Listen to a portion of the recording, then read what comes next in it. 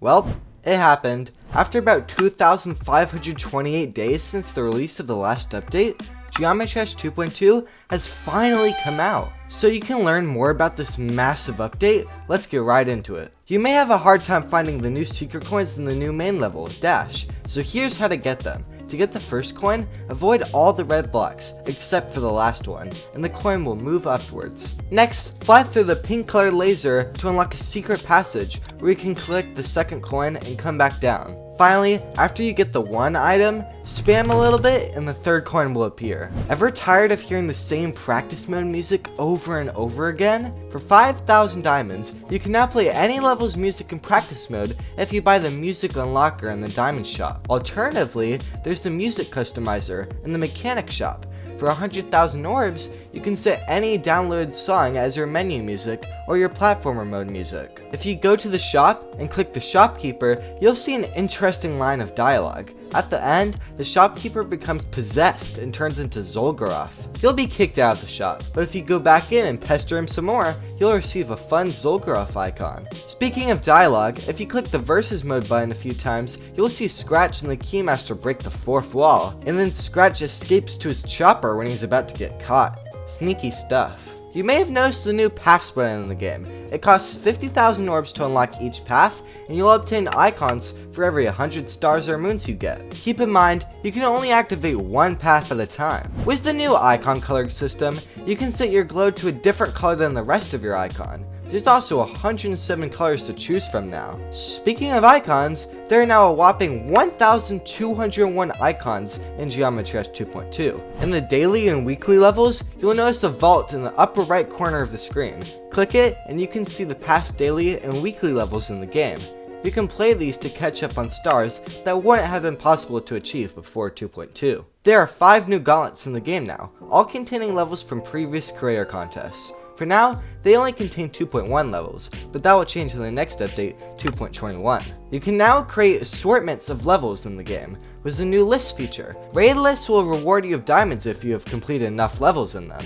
There's also a new button for the top lists in the game. If you scroll past all the main levels, you'll find the tower, where there's 4 new platformer levels for you to play. Each level has 3 of their own coins, just like the main levels. There are new shards in the game, so if you scroll in the shards of power screen, you'll find earth, blood, metal, light, and soul shards. Keep in mind that shards are completely unrelated to their counterparts in the paths. You may notice some new chests in the basement. We have the 25, 50, and 100 key chests in the tier 2 section.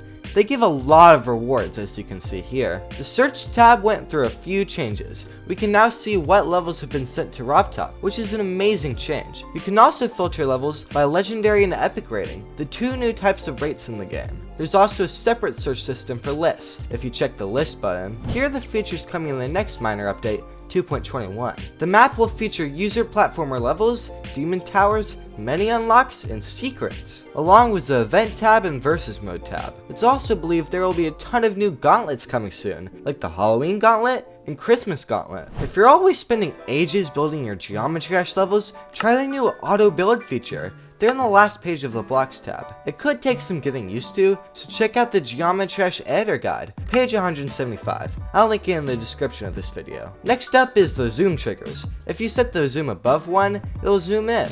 If you set it below 1, it'll zoom out. Easing works just like it does for the move triggers. Offset zoom will offset the camera to the left if the value is above 0, and to the right if it is below 0. One of the coolest features of the 2.2 editor is the particle system. There's a plethora of settings for this system, so you should check out this video by Geometry Dash Creator School. It's really well made and helpful. There's also the gradient trigger, one of the most useful ones. There's 4 blending modes, and you can set 2 colors to be the gradient in a set boundary. You can configure the opacity and the editor layer it will appear on as well. The time warp trigger is one of my favorites, and it's very easy to use. Just set the time mod to a value from 0.10 to 2.0. The peculiar thing about this trigger is that it doesn't work the same way speed portals do. It actually changes the speed of gravity your icons move at, whereas the speed portals only change the speed of your icon's X position. Shader triggers can help bring life to your levels. There's plenty to choose from, like Shockwave, Shockline, Glitch, chromatic, and more. Some of my favorites are the lens circle, motion blur, and bulge. You can add sounds to your levels with the new sound effects trigger. There's a library of over 10,000 sound effects to choose from. You can customize sound effects by speed, pitch, volume, and reverb. The end trigger will end a level early. You can configure the target pause to set a certain object to be the end of the level, or you can set the trigger to touch trigger if you want the trigger to be the end of the level. This was already used in levels like the new main level, Dash. Finally, there are 4 new vault codes: Dash Geometry, The Chicken is Ready, Final Boss, and Back on Track. If you enjoyed this video, make sure to like and subscribe. I spend a lot of time and effort on these kind of videos. Anyway, see you later.